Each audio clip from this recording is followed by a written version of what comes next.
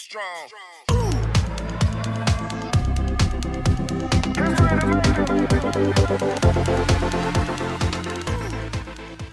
Hello medicals, hope you all are doing well. Welcome to our YouTube channel. This is the part 2 of video explanation of quiz 1. I am Sankhopal, a student of Bakura Sommiloni Medical College. In this tough situation, here is a motivational quote for you all. Be brave, have faith. So let's jump into our actual content.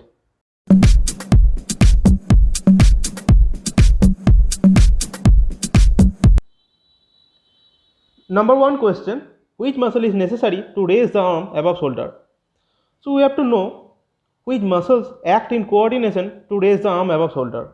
So let's see the answer. Supraspinatus, then deltoid, then serratus anterior. Option A.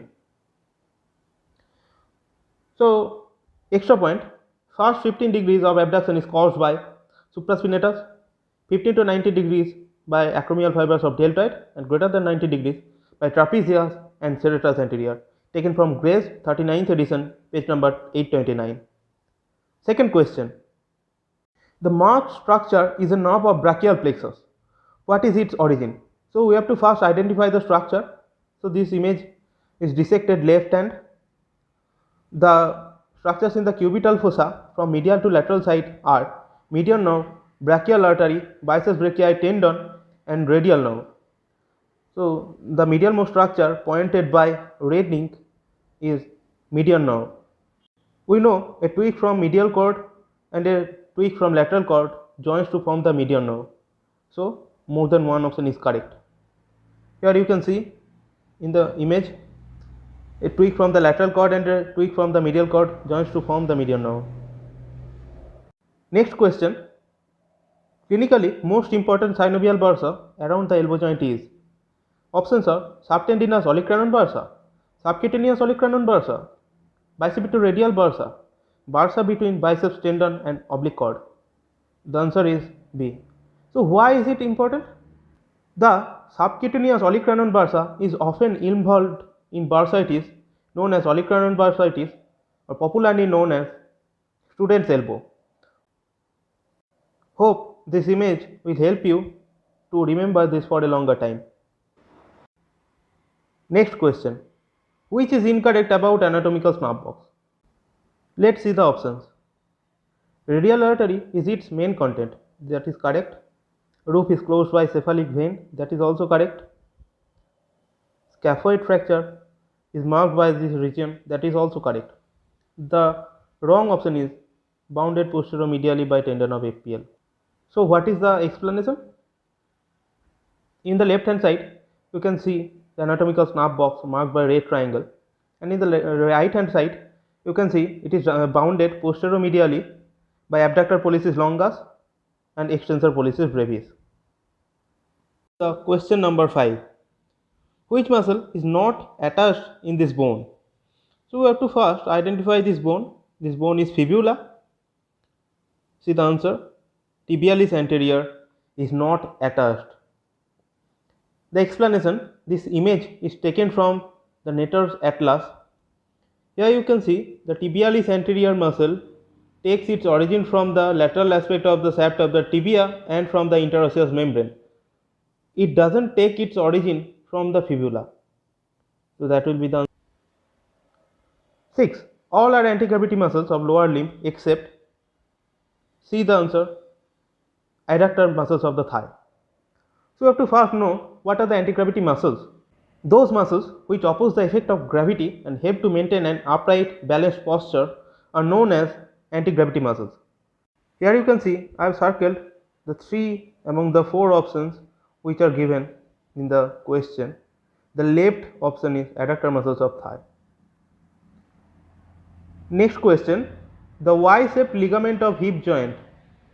Options are ligamentum teres femoris, ligament of Bigelow, pubofemoral ligament, none of the above.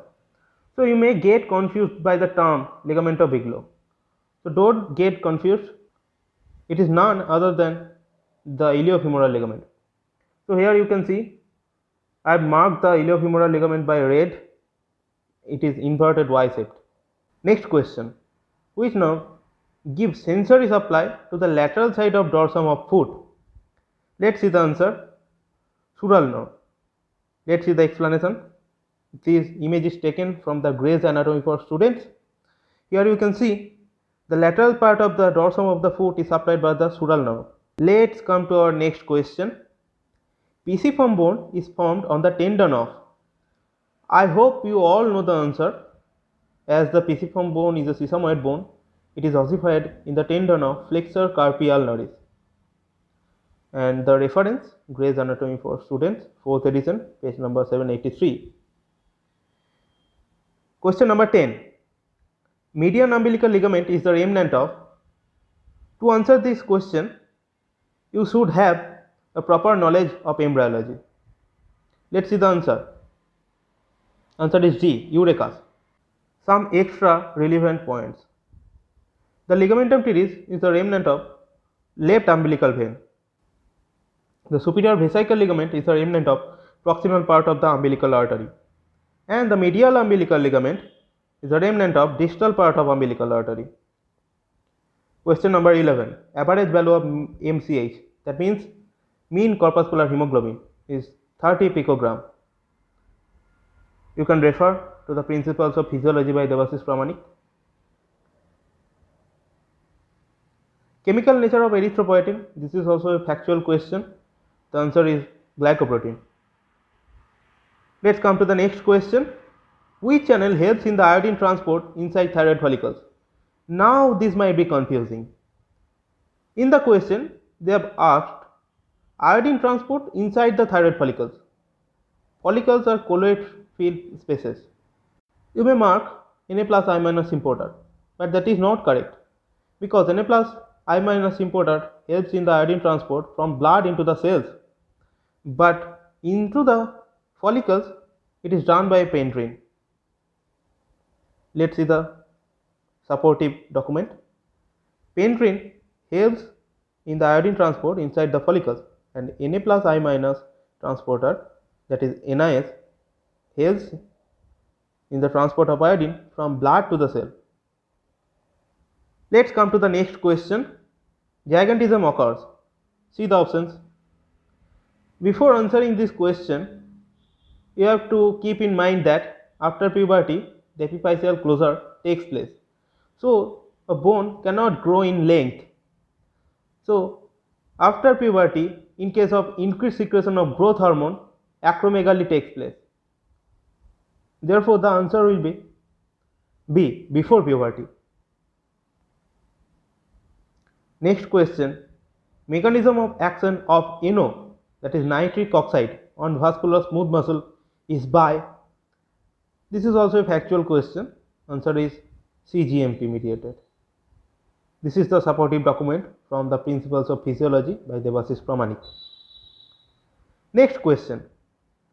Which of the following GAGs possess no acidic sugar?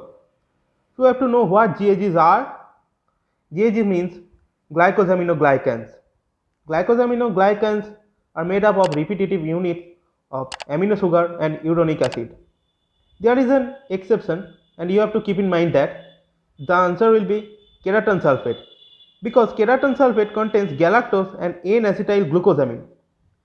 Source is Vasudevan 7th edition, page number 80. Question number 17. Which of the following is a heteroglycan? So we have to know what are the heteroglycans. Heteroglycans are polymers of monosaccharides containing more than one type of sugar, and homoglycans are polysaccharides which contain only one type of monosaccharide. So among the options, agar is the heteroglycan. Supportive explanation. Starch is a homopolymer of glucose with alpha 1,4 and alpha 1,6 glycosidic linkages containing amylose and amylopectin. Dextrans are highly branched homopolymers of glucose units with alpha 1,6, alpha 1,4 and 1,3 linkages. And agar is a heteroglycan of galactose, glucose and other sugars. GM3, ganglioside, contains. Answer is D, all of these. GM3 contains ceramide, glucose, galactose and Nana, that is N-acetyl neuraminic acid. Source Vasudevan 7th edition, page number 92. Question number 19. Niemann-Pick disease is caused due to deficiency of which enzyme? So the answer is B. Sphingomyelinase. Explanation: this is an inborn error of metabolism due to failure of degradation of sphingomyelin. So let's see the symptoms of Niemann-Pick disease. Abdominal swelling within 3 to 6 months, loss of appetite, loss of early motor skills, enlarged spleen and liver, jaundice at birth, irregular speech. So you don't have to keep in mind all of this. Just keep in mind that Niemann-Pick disease is caused by deficiency of sphingomyelinase. Let's come to our last question for today. Arrange the lipoproteins according to their electrophoresis from anode to cathode. Number 1 LDL, number 2 is VLDL, number 3 is HDL, number 4 chylomicron, and number 5 IDL. The correct answer is A. That means chylomicron, then LDL, then IDL, then VLDL, and last is HDL. Supportive explanation: as a general rule, those with the higher protein content will move faster towards the anode, and those with less protein content have minimum mobility. Why is it so? Because proteins are negatively charged, so it moves towards the positively charged anode. But here is a twist. Due to its lighter weight, VLDL moves faster than the LDL despite having less protein content. So in the right hand side, you can show the electrophoretic pattern where chylomicron can be seen at the point of application. LDL is known as beta fraction of lipoprotein. IDL is broad beta lipoprotein. VLDL is pre-beta lipoprotein, and HDL is alpha lipoprotein. So thanks for watching this video. If you like this video, please hit the like button and subscribe to the channel. You can join our Telegram group. The name is MedSchool Diaries, and you can also join our Facebook group. Thank you all. Stay safe, stay indoors, and maintain the COVID protocols. Goodbye.